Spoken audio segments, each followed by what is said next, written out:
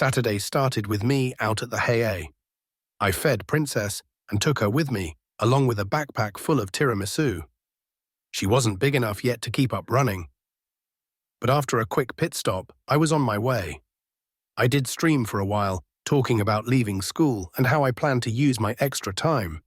I would start by memorizing the rest of my textbooks for high school and expand, essentially learning every single class the school offered. This would give me a baseline of various education to work from, and by doing every merit badge for Scouts, I could expand even further beyond that. Mum gave me some basic college texts on philosophy, ethics, and sociology. On skills and abilities, I was starting to hit my limit on active knowledge of karate. Sparring with Mackenzie was one thing, but karate as a martial art had its limitations.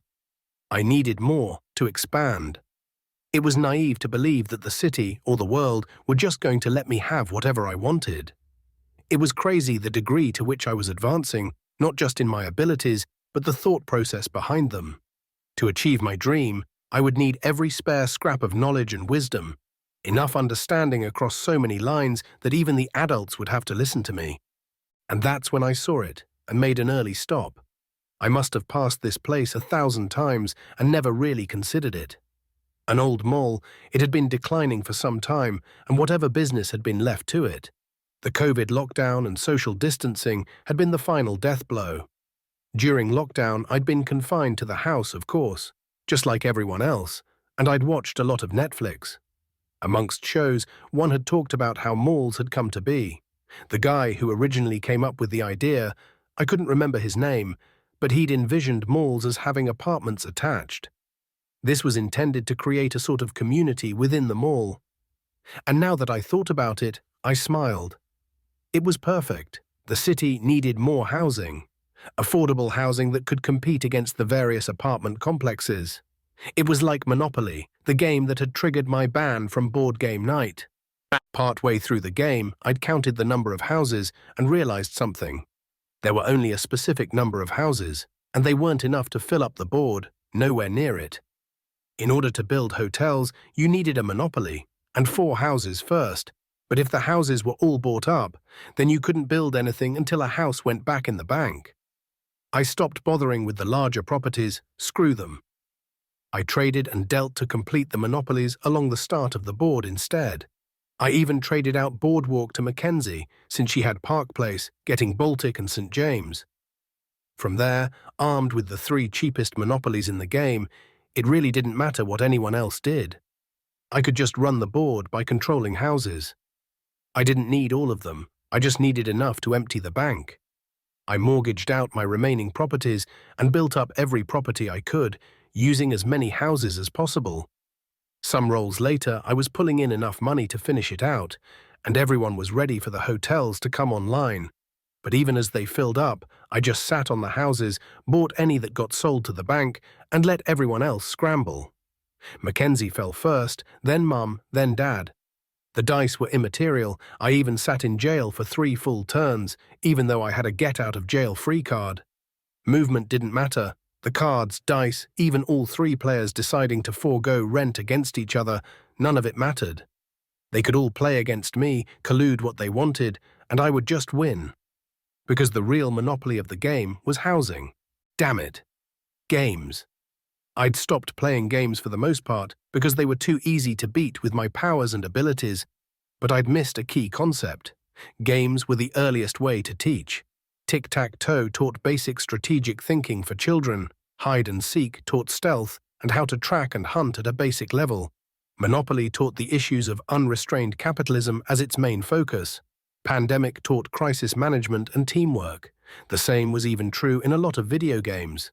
I'd fucked up. I'd set myself back because I didn't consider the concept well enough. It was infuriating.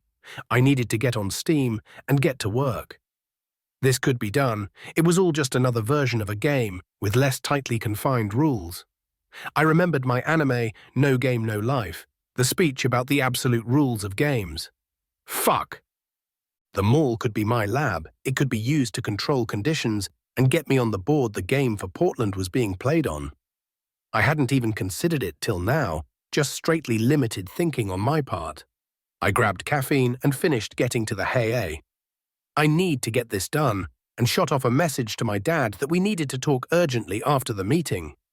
It occurred to me as I stepped inside the Hey A that I looked absolutely weird as hell.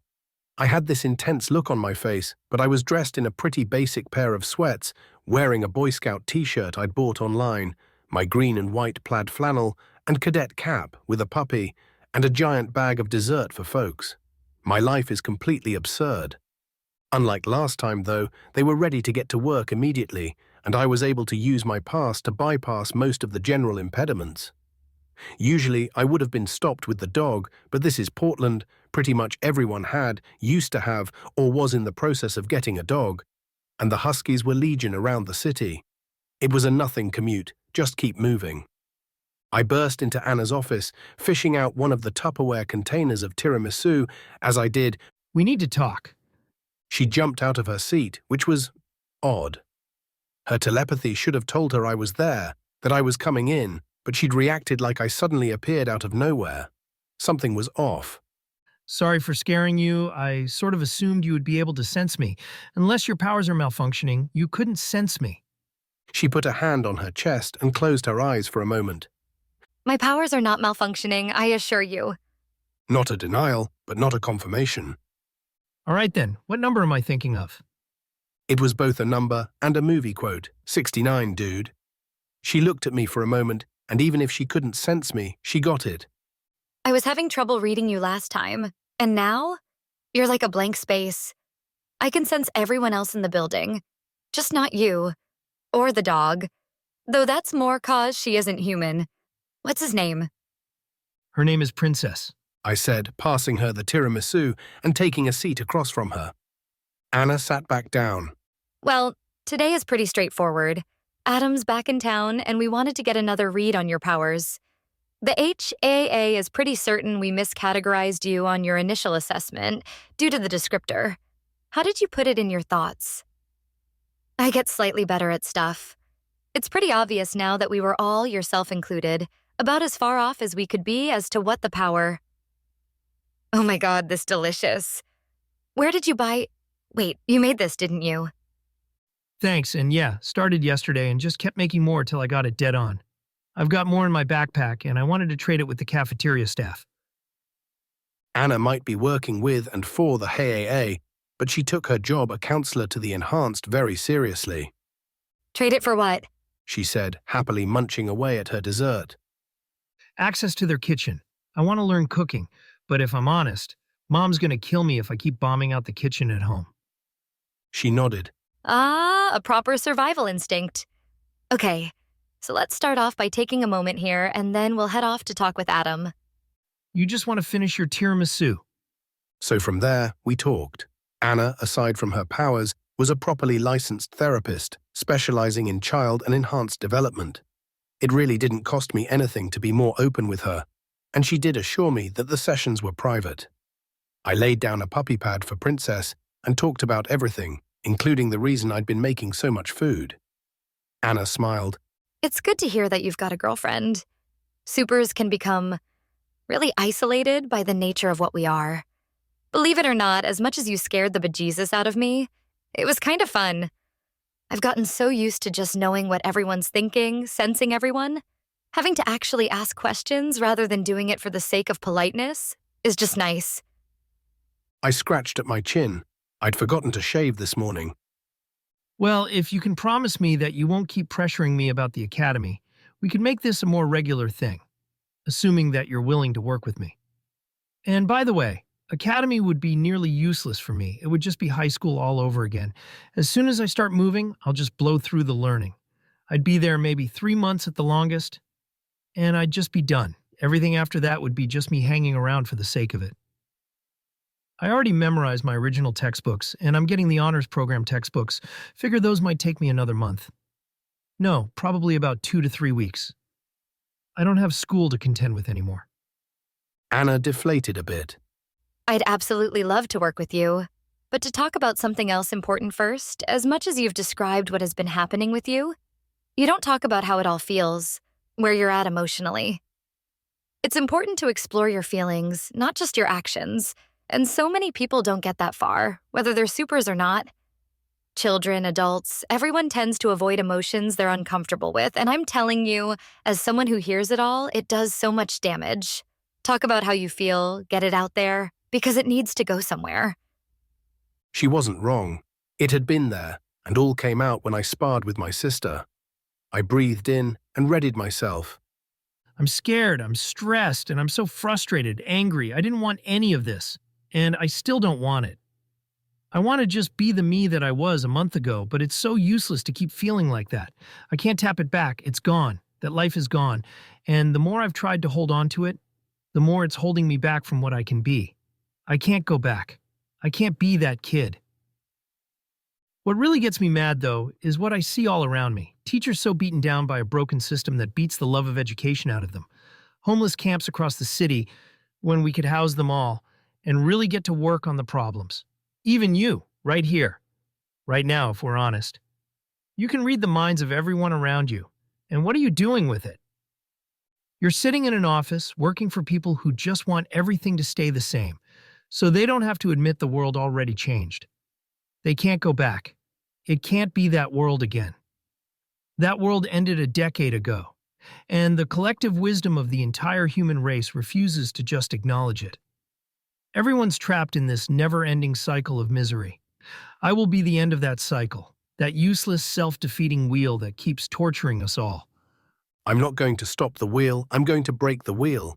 I'd read the books, even if my parents hadn't let me watch the show yet. I understood more fully now the emotions behind it. I didn't even realize I was standing, my fist slamming down on the desk as I said it. The anger was coming out, and I didn't know where it would stop. Look at your power, the ability to read the thoughts and emotions of nearly everyone around you. How many of them could you help? How many could you heal the wounds of? And yet you're here, working a job that pays shit. Also, the guys running it can try to pretend everything's normal, that they still have control. It's an illusion, and if it only affected them, then fine. But how many people have to suffer and die for their goddamn fanfiction? It's not that simple. Yes, it is. You make a choice. You choose to help. You choose to save them. Or is that not what heroes are supposed to do? What, does it only matter if they're at threat from supervillains or some natural disaster? Why didn't you train your ability up? Do you all think I'm an idiot? There are 3 powers that are specifically geared that can be trained.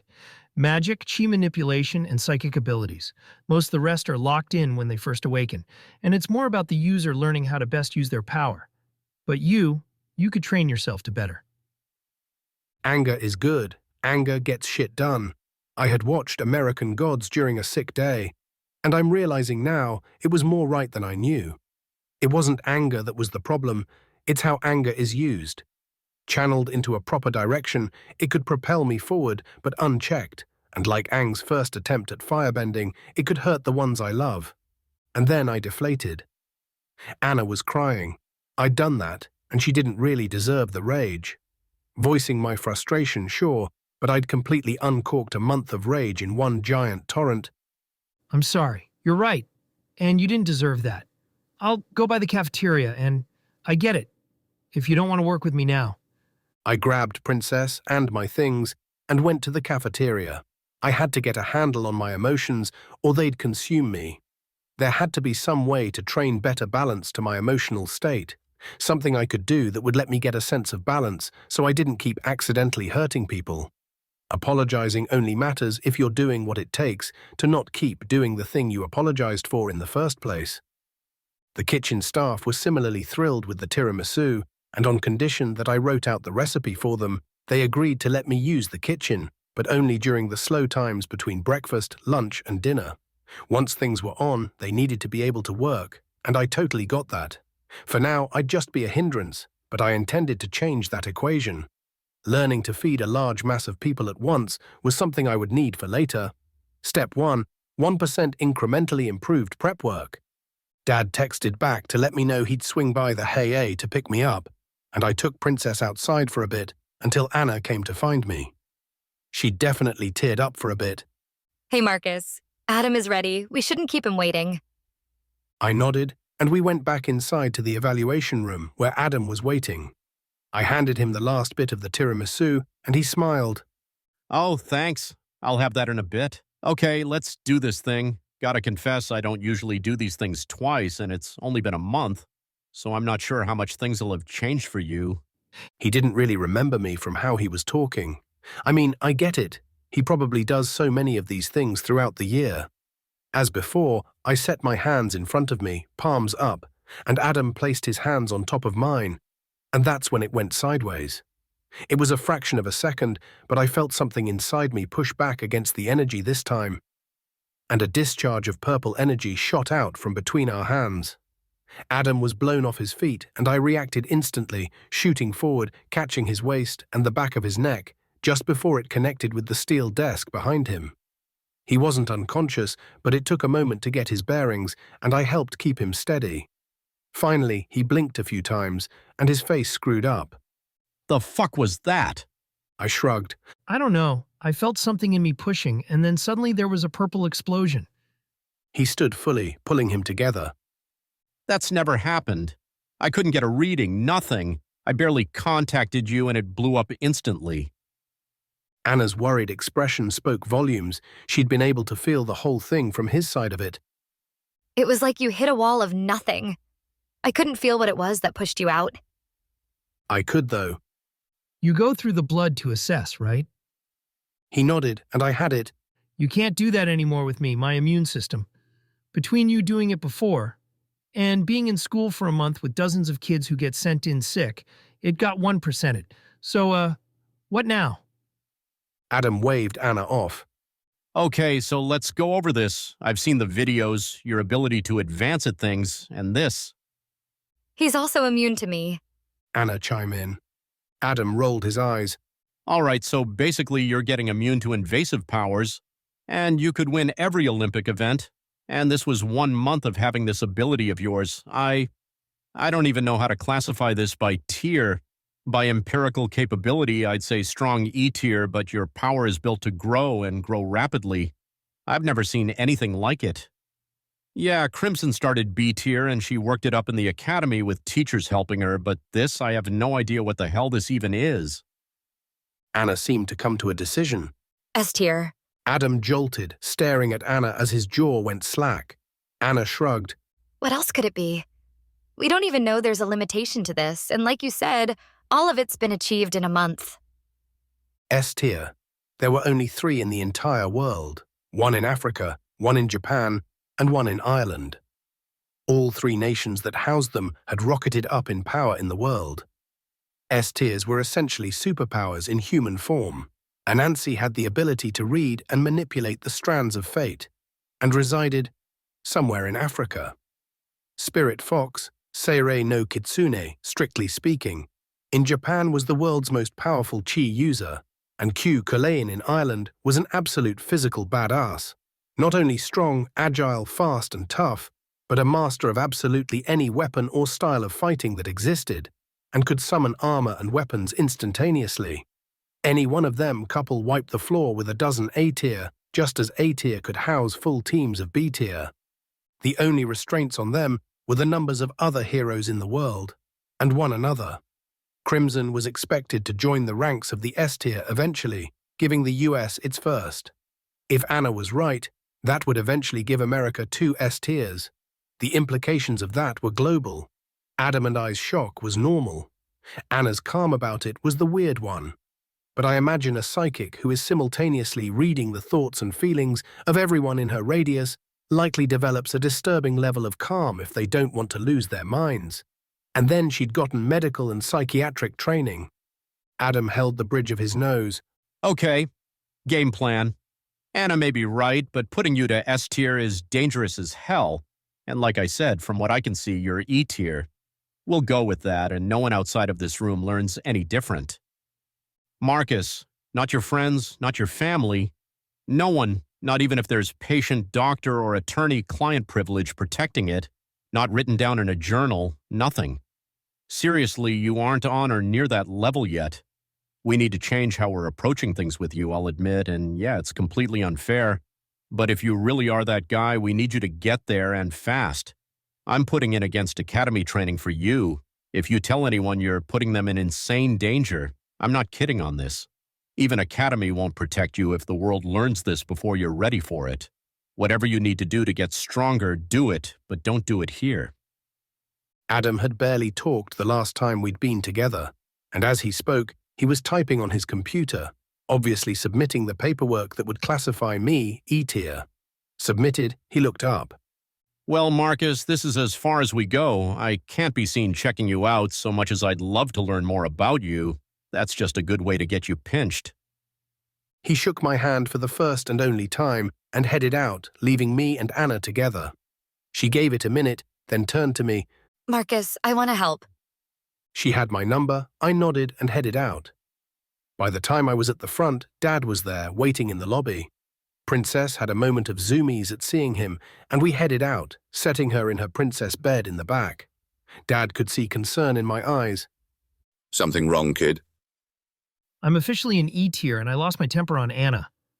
I mean, we were in session, and she wanted me to express my anger, but it doesn't make it feel any better. I was lying to my dad, but Adam's warning rang in my head. I had to commit, and I was going to have to hide the truth. Truth from a lot of people. The hard one would be Daryl. His knowledge of supers was obsessive, so sooner or later he'd realize I wasn't in line with where I should be by classification. I took a breath and switched topics. Oh, we need to make a stop on the way home. I want to show you the thing we need to talk about. I took him by the dead mall, and at first he didn't quite get why we were there, and then I just explained it. We need to buy it. It's part of the overall plan. Malls were originally supposed to have places to live in them. And if they'd stuck to that, malls wouldn't have started dying out like they did. He looked over it. How do you figure that? Okay, say you need a new suit for work. It's Portland, so it's raining, and the wind is kicking up off the gorge. Are you going across town or just out into the main mall your apartment's attached to? I was getting better at explaining things quickly. I was noticing it was better to give people a scenario they understood and have them work it out themselves than just actually explaining it to them. Dad caught it, and he smiled. The covered, climate-controlled mall, and of course the rent I'm paying, would go into the mall's pockets. It's a good thought, but there's a couple of immediate problems. You don't have the money to buy it, and I'm pretty sure people are going to get out of sorts about you launching a mall. I did an amazing amount of sarcastic dismay. Oh no, if only I had a superpower that let me constantly get better at making absurd amounts of money. Seriously though, no one will bat an eyelash. He looked over to consider me. What makes you say that? I'm a teenager buying a shopping mall. They'll just see a kid being silly with his money and write me off. Shrugging, I looked at it. I'll do the same thing I did in school. Let them see what they want to see until it's too late to get in my way anymore. But we'll need to do a couple things first. The money, obviously, but also I need money to roll through Steam Store, and I have a date tomorrow. Could I get a lift?